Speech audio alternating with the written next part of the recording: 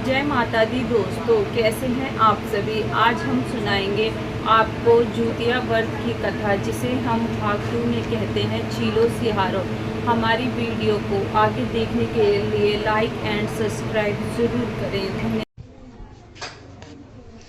चील सियारन की कथा। जय माता दी दोस्तों, कैसे हैं आप सभी लोग। आप लोग जीवित पुत्री का व्रत कथा। नर्मदा नदी के तट पर एक कंचवटी नाम का नगर था। वहां का राजा मल्लकेतु था।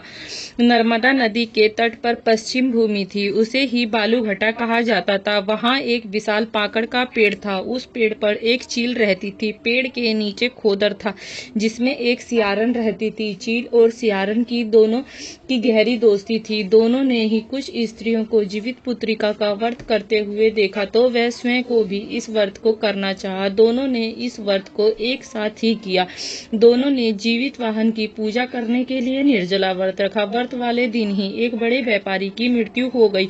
उसका ही दाह संस्कार वहीं पर किया गया था, जहां पर चील सियारन रहती थी। धीरे धीरे समय गुजरता जा रहा था। रात पास में आती जा रही थी। उस ही सियारन का भी भूख बढ़ता जा रहा था। जब वह सियारन को मुर्दा देखी तो वह अपने आप को रोक ना सकी। उसने ही उस ही मुर्दे को खा लिया और वह उसका ही व्रत टूट गया। चील ने ही अपने आप को रोकने का नियंत्रण रखा। दूसरे ही दिन विधि विधान से व्रत का ही पारण किया। चील सियारन ही अगले दिन ही एक ब्राह्मण के घर में जन्म ले लेती है। चील बड़ी बहन बनी और उसका नाम शीलावती रखा गया था। शीलावती की शादी बुद्धिसेन के साथ हुई और सियारन छोटी बहन के रूप में ही जन्म ली, तथा ही उसका नाम कपूरावती रखा गया था। उस दिन शादी नगर के ही राजा मल्लकेतु की हुई थी। कपूरावती कंचवटी नगर की ही रानी कहलाने लगी थी। भगवान जीवित वाहन के आशीर्वाद से शीलावती को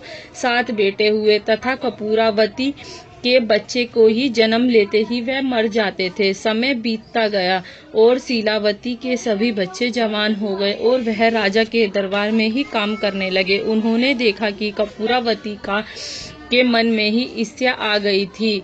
आश्विन माह के ही कृष्ण पक्ष की अष्टमी तिथि को, जिस दिन शीलावती जीतिया का व्रत रखी थी, उस दिन कपूरावती ने राजा से कहकर उनके सारे पुत्रों के सर कटवा दिए और घड़ा में डालकर उसे ही लाल कपड़े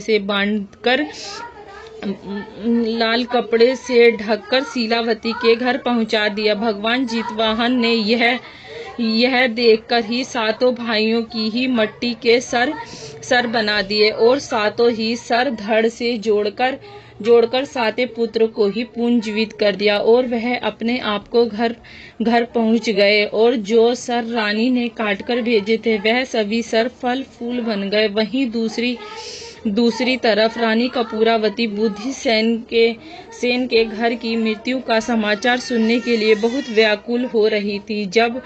जब कोई समाचार नहीं मिला तो वह स्वयं ही वहां चली गई। सबको जिंदा देखकर वह ही बेहोश हो गई थी। जब होश में आए तो वह ही बहुत पछताने लगी और वह सारी बात सियारन को बताई। उसे ही पूर्ण जन्म की ही सारी बात याद आ गई थी। शीलावती कपूरावती को उसी ही पेड़ के नीचे ले गई और सारी बात बताई। जिसे सुनकर यह कहानी सुनी तो वह फिर से बेहोश हो गई और उसका देहांत हो गया। तथा राजा को इस बात की खबर मिली तो राजा ने ही अपनी पुत्री का धड़ संस्कार उसी पेड़ के नीचे ही कर दिया। धन्यवाद दोस्तों।